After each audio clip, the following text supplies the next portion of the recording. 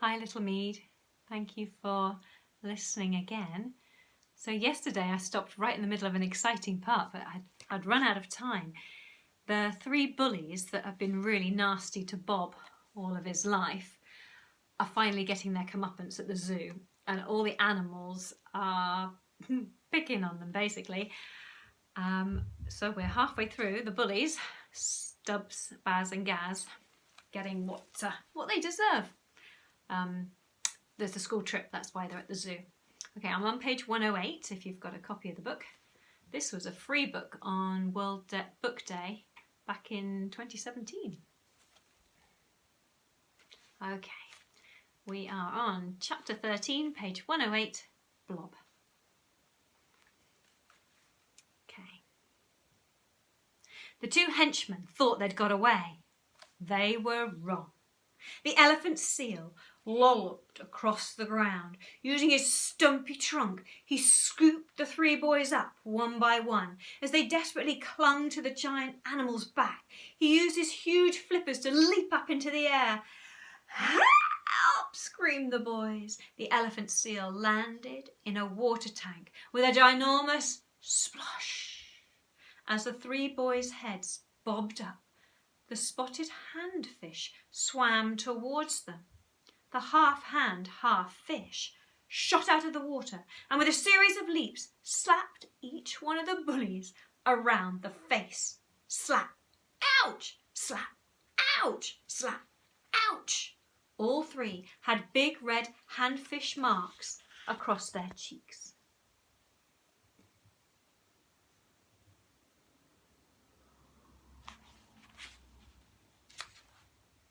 You might have thought this was plenty of humiliation, but no. There was still one more creature waiting for his chance to avenge Bob. His name was Blob. Bob beamed as he saw his special friend, the blobfish, leap from his tank into the spotted handfishes. Plop.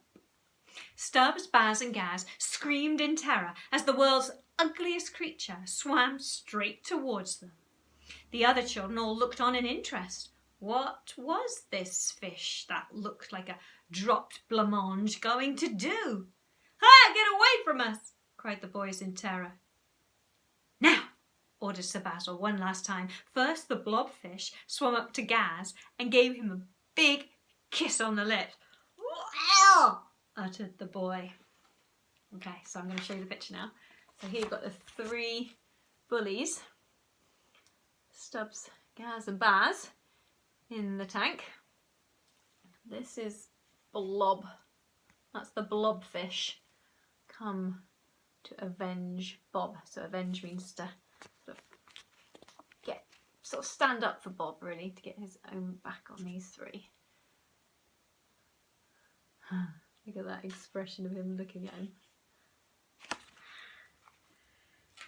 Next, the blobfish swam up to Baz and gave him an even bigger kiss on the lips. "Ah!" Stubbs desperately tried to escape. He swam as far away as he could and clung to the side of the tank. One by one, the spotted handfish bent back the boy's fingers. Then the elephant seal hooked his trunk around the back of the boy's trousers and dragged him back into the middle of the tank. Finally, the blobfish took a long swim up, like a run-up, but a swim up, and sped through the water towards Stubbs. The boy tried to cry out, but it's impossible to make a sound.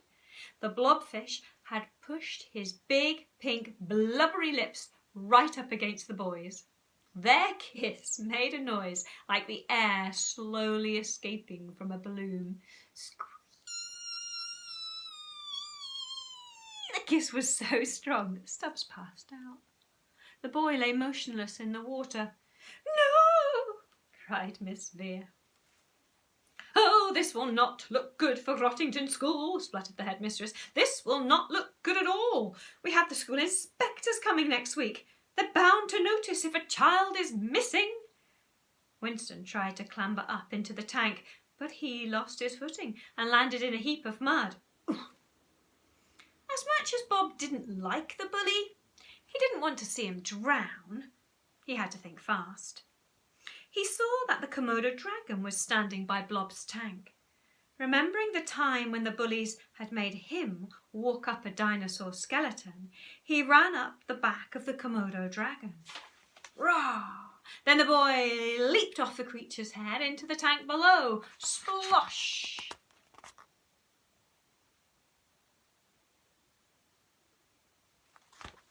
Bob grabbed Stubbs under the chin and swam to the side of the tank. Gaz and Baz helped push their friend out of the water and clambered to safety.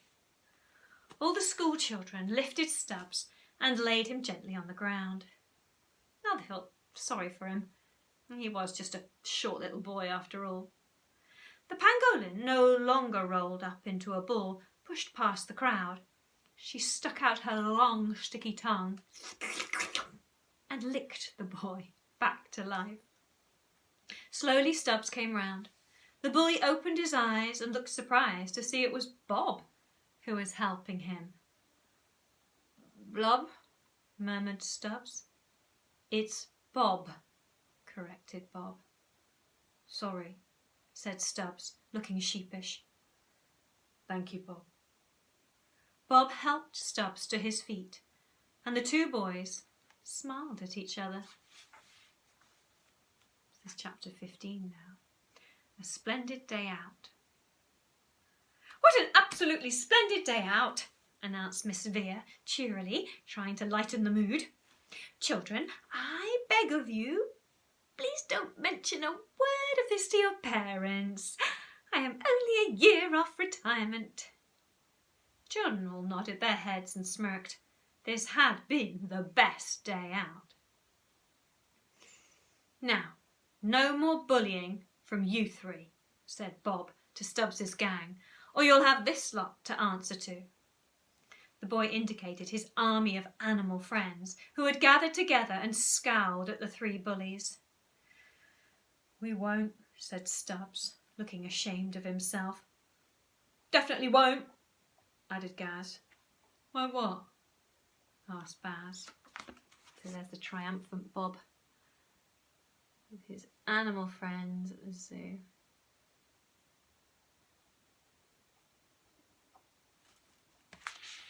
A little while later, Miss Vere was leading her Grottington pupils out of the zoo. "Another completely incident-free school trip," she said brightly. Just as the party reached the gate, Sir Basil called Bob back. "Bob?" The man was back on the ground now. "Oh, yes, sir," replied the boy. "I have a present for you. Winston?" The zookeeper appeared with something hidden behind his back. "Oh, what is it?" asked Bob excitedly. "It's Blob," announced Winston as he revealed the funny-faced fish in a tank. "Blob!" shouted the boy as he ran towards his friend and wrapped his arms around the tank. Blob swam up to the glass and squashed his already squashed-up face against it.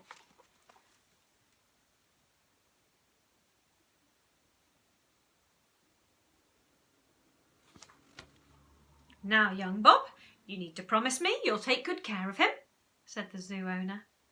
So can I take him home?" asked Bob. "Oh, yes," replied Sir Basil. "I know he'll be happiest with you, his best friend in all the world." "Oh, thank you, thank you, thank you!" exclaimed the boy. "Animals can't talk," said Winston. "Well, not to us humans at least, but if Blob could, I know what he'd be saying." "What?" "I love you." Bob looked at his new pet. "Oh, I wish I could tell him I love him too." "He knows," replied Winston with a smile. There he is, carrying his friend Blob. No, yes, Blob. Bob carrying Blob home.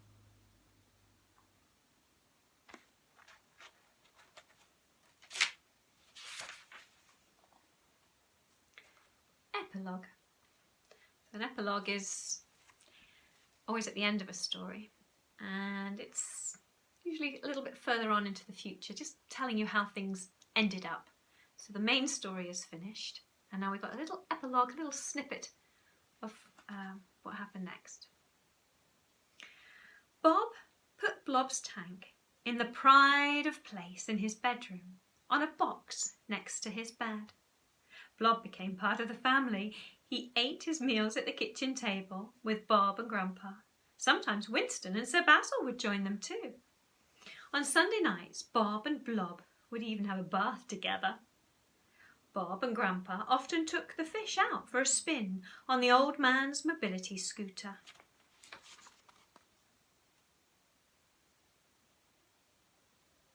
There they are, asleep, going to sleep. Every afternoon after school, Grandpa would take his 2 grandsons, Bob and Blob, to the zoo. They had free entry for life. Blob always looked happy to see his animal friends and Winston again. Every night the boy went to sleep staring at his friend. They both had funny faces, and it was the best thing in the world.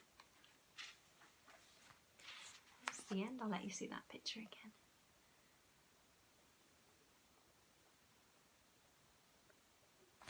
Nice to have a story with a happy ending.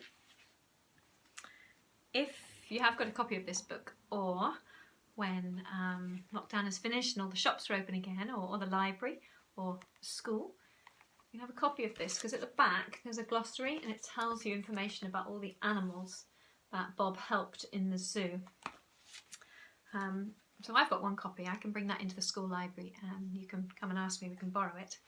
Tells you all about the eye and the blobfish and the dugong and the baboon and the hooded seal and the dragon and the stork and all the different animals that featured in the story. That's a glossary, because as you know, a glossary tells you what words mean, and in this case it's telling you about the animals. Well, I think I'm going to miss those characters. That's the end of that story. Haven't decided what I'm going to read next, which chapter book. Any requests?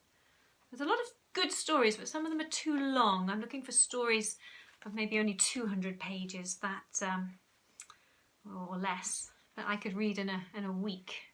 This one was about 120. Maybe you could let me know somehow. Okay, take care. Bye.